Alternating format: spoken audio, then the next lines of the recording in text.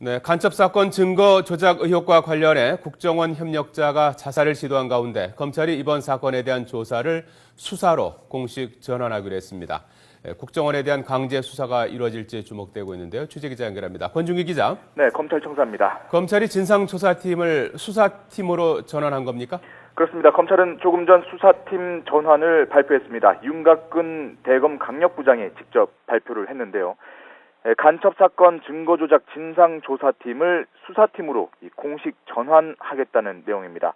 앞으로 대검 강력부장이 중앙지검에서 직접 수사를 지휘하겠다는 겁니다. 수사팀에는 기존 인력 5명의 권정훈 부산지검 형사 1부장이 추가로 투입됩니다.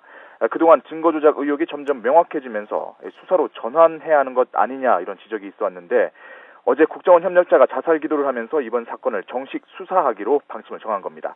지금까지 조사 결과 범죄 혐의가 구체화됐다는 얘기로도 보입니다. 조사와 수사의 차이는 쉽게 말해서 이 강제성에서 차이가 있고 또 수사를 하게 되면 누군가는 기소를 하게 됩니다.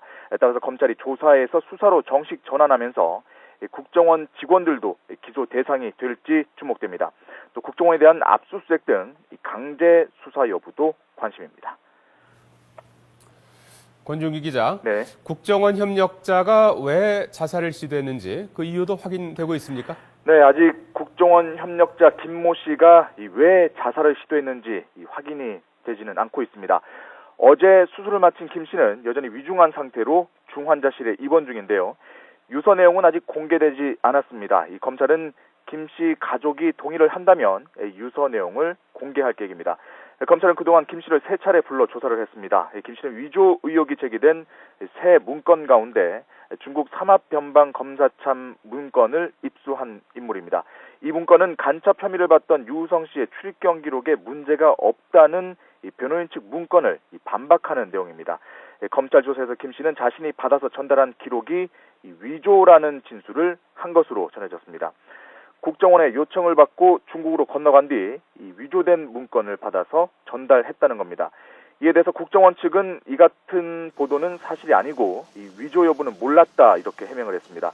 하지만 김 씨가 자살을 시도한 장소에 국정원이라는 혈서가 남아 있는 점, 그리고 남긴 유서 내용에 국정원 개혁을 요구했다는 내용이 담긴 것으로 알려지면서 진위 여부를 놓고 공방이 벌어질 것으로 보입니다.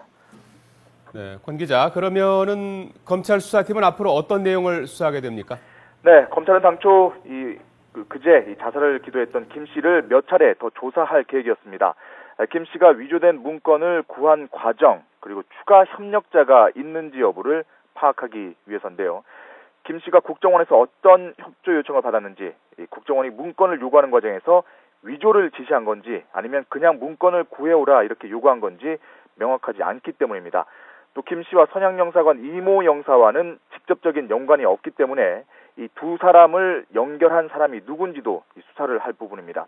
이와 함께 검찰은 김 씨가 입수한 중국 삼합변방검사참 문건 외에 나머지 2건의 문건은 누가 어떻게 구했는지도 수사를 벌이게 됩니다. 또 국정원 협력자가 더 있는 것으로 알려져 이들에 대한 조사와 함께 국정원 대공수사팀에 대한 소환도 더 이루어질 것으로 보입니다. 지금까지 대검찰청에서 YTN 권중기입니다.